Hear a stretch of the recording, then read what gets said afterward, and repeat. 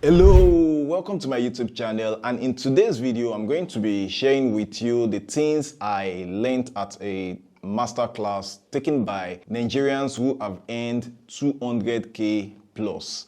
You know, there are people like Utibe Benson in Nigeria, although he was not on this panel. Utibe Benson has earned over 600k plus and is a Nigerian. One of these days I'll be able to track him down and bring him on the freelance spotlight. Okay, point one. Upsell retainership to clients who just approach you for one-off. You know, when you come to Upwork, most clients just want to get a simple task done. So you should be able to do that task so well that you can pitch to the clients that they should let you do their other project, or even the client themselves, if they see you did the job so well, they can propose to you to continue working with them on Upwork. Then number two, add complementary skills to your main skills. I was very happy hearing one of the panelists mention that yesterday, because sometimes when I tell guys not to niche down, it feels like I've been hearing every other Upwork speaker I've ever had will tell you to niche down. For me, I didn't niche down too much, and that is what worked for me. I got my first $100, $200, $300, $400 from a skill I didn't even know was a main thing. It was not the main skills I brought to Upwork's table. Video editing. I was a content strategist on Upwork, but I could edit basic level of editing, so I had to learn more over the years. So please, if you are doing one thing, look for complementary skills to learn. I'm going to check their names and put their names at the end of this video or somewhere in this video. The female speaker talked about how she was into MailChimp something, and at some point she had to learn designing. She had to improve herself on even the email marketing, going email marketing. That it just started from she has worked with MailChimp, and when she got on Upwork, she saw a job. She got on Upwork, I think she was trying to get writing job. Then one of these days, she saw a post of a client looking for a MailChimp expert, as it were. She was not a MailChimp expert as at that point in time, but she has knowledge of MailChimp because she uses the platform doing a 9-to-5 job. So she applied for the job, got the job, and she improved on the job and got better even with the email marketing thing generally. So I think I love that. Number three, definitely all the speakers agreed on this, that you should optimize your proposal. Optimize your proposals. And what are the ways to optimize your proposal? That is out of the scope of these videos.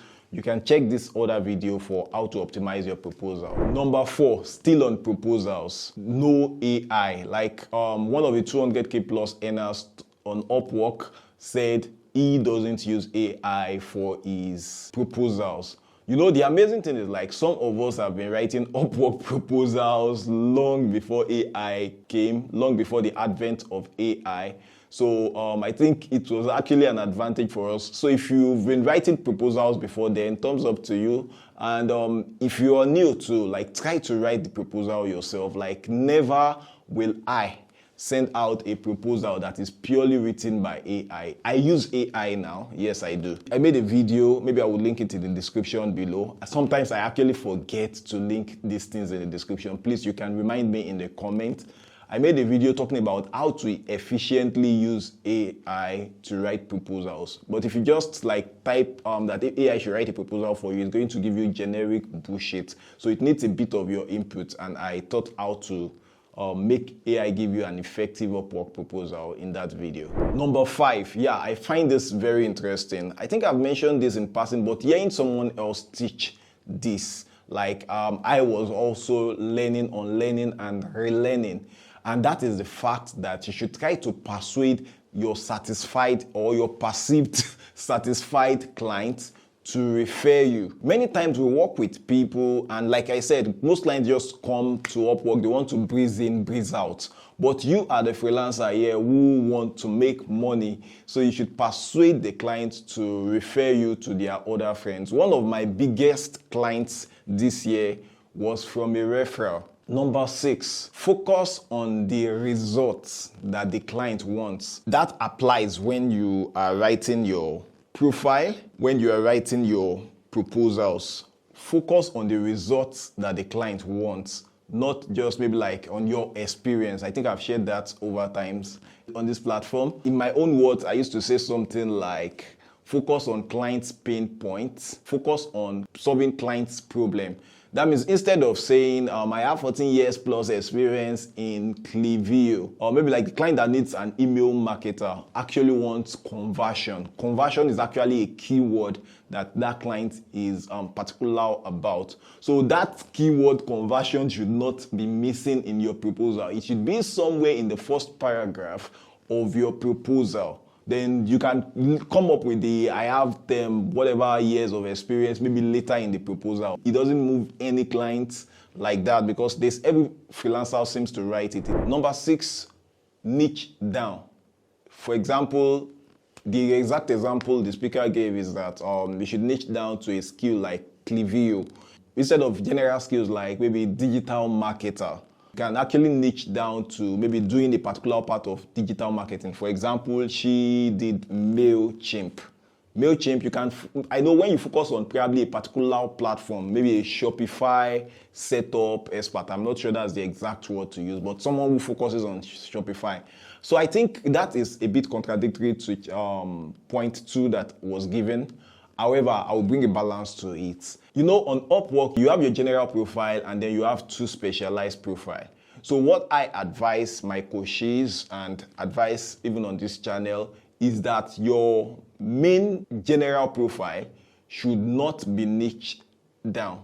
You should be a generalist of some sorts on your general profile.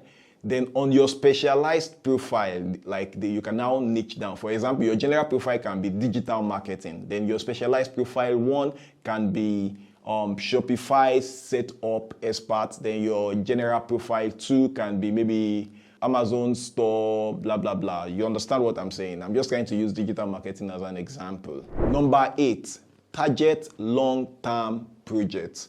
You can actually see this when you look out for the information on the job description. You can actually perceive whether a job is long-term or short-term. It is actually always specified sort of. You'd see maybe I think you see less than a month, 3 to 6 months.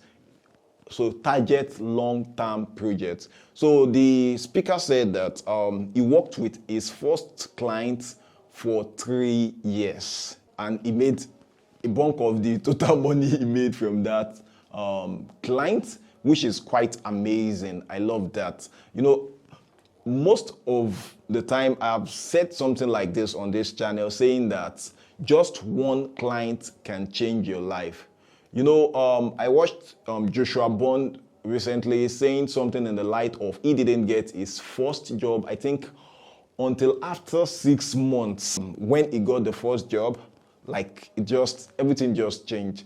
Then I always boast about a single project I did that actually got me a lot of money. I think a single project of $15,000 on this platform. So a single client can change your life. Then I know someone who is a top rated plus off just one project, off just one client actually, working for one client and now is a top rated plus. Even in the truth is that many top rated pluses, okay, is there a word like pluses, are not gotten from multiple clients. Of course, if you work on a single large contract, you get top rated plus badge. Okay, number 10. I think this was actually spoken of by the speaker, Amao.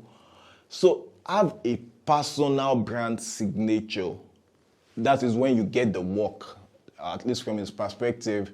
Have a personal brand signature, something that stands you out, that gives the client a unique experience because they worked with you.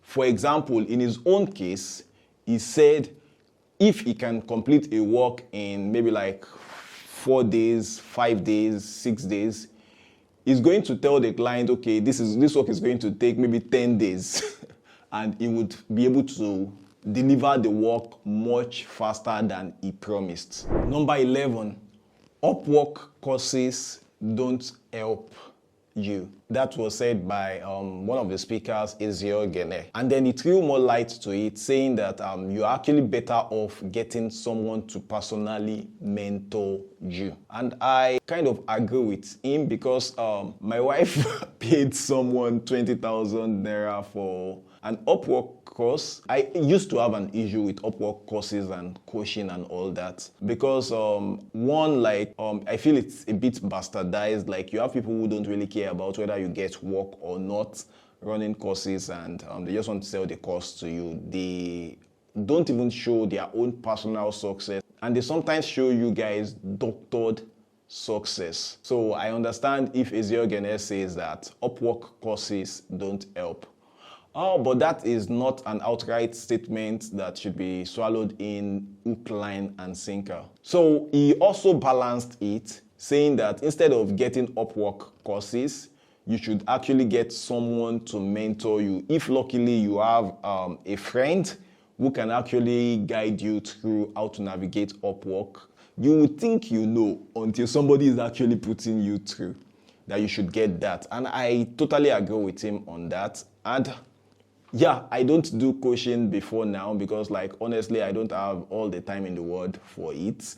I create content, and this is not the only YouTube channel I run. I have some other face channel and faceless channels to help people. I actually started offering coaching services recently, and if you're interested in that, you can just check my seller link here, so you would see the full detail of that. Like I used to say, you don't really need like the coaching service if you are an active follower of this channel. If you can actually say you've watched most of the videos about Upwork on this channel, then you are good. You don't need coaching. There is almost nothing new I'm actually going to tell you during the coaching. Maybe there are some few new things, maybe like some things I can't say on YouTube that I would share with you during the coaching. Then second, I would be your accountability coach. I would actually be looking into your profile and be able to tell you things to fix. I would even be joining you in fixing some. Let me not make that promise. That's not part of the deal. But I've gone as far as helping to get the introduction video of some of my coaches done. Please don't come to me with the perspective that I would help you with your editing. You might just be lucky with that. That's not part of the package. I love editing. It's like a game to me. Number 12, pay your dues. Take small projects if you are a beginner. So when you are starting, so I think Ezeogene said he has already earned, I think, about $400,000 on Fiverr. That's before joining Upwork at all. And when he joined Upwork, he's a big boy on Fiverr. But when he joined Upwork, he can't start charging as high as he charges on Fiverr. So he said the first job, he's a writer. The first writing job he did on Upwork was just $50. Then that must probably be a voluminous work to do and maybe like take his time, that he should probably have charged way more than that, maybe like a $500, a $400 for that tax. But he started with $50. That must have been a fixed price job. So if it's an hourly rate job, most likely he would have, for a start, brought down his hourly rate. Then later you can take the hourly rate up. But like I used to say, don't start with hourly rates as ridiculous as $5 per hour. The minimum you should do is $10 per hour, because if your hourly rate is also too small, there's a high likelihood that your trajectory on Upwork will attract those peanut projects as you go. So know when to quickly switch from taking small projects to taking mid-level projects, then going for the bigger projects. Number 13, your communication skill is as important or more important than your technical skill. I love this when Ebonluwa mentioned this, because there are people who actually have similar skill level to yours or even better, but they are terrible at communication. You know, this is the main reason why I think some Fiverr freelancers are not able to transition to Upwork, because if Upwork actually requires more communication skills from you, communication skills in writing your proposal, communication skills in the interview level, communication skills if you have to jump on a call with your prospective clients. So it requires a lot of communication skills. I totally agree with that. Number 14 is the most generic freelancing advice out there. But Eziogene reminded us of it, and it actually rang a bell, and I love that. And that is the fact that you should, in a bid to want to convince the client to work with you, you should not end up over-promising, and then when it's time to deliver the actual result for the client, you are under-delivering. For example, you are telling a client that, oh, I'm going to make your ROI double. And maybe like, okay, the client is saying, oh, that's good. It would be nice to work with you. My present ROI is $40,000. I want it to become $80,000. And when you eventually work on their project, you are not even able to meet, or you struggle to meet their present ROI, and there is nothing doubling. So that would not be fair. So you need to under-promise and over-deliver. And that also speaks to the point that Ifeoluwa Amao shared about how he promises to deliver a job in maybe 5 days and end up delivering it in 3 days. It will make the client very appreciative of your delivery speed. Number 15, which will be the last point I'll be sharing here, is that Upwork is not, in my own words, the way I used to put it is that Upwork is not a Ponzi, but I love the way the speaker put it. He said, no job makes you millions in 1 month. And that is totally true. He said it can take a year, it can take 2 years, it can take 3 years, although like it shouldn't take as high as 3 years. But yeah, he's right. Maybe millions in dollars. Okay, till now I've not made millions in dollars. You get? So I think he's right. And you should actually have that mindset, because people come to Upwork like Fiverr. It feels to some persons like, there is a secret button somewhere that once you press that button, you just start to make 6 figures, and it doesn't work that way. It takes years for us to get to the point where we can actually boast of the amount we make, and some of us don't anymore.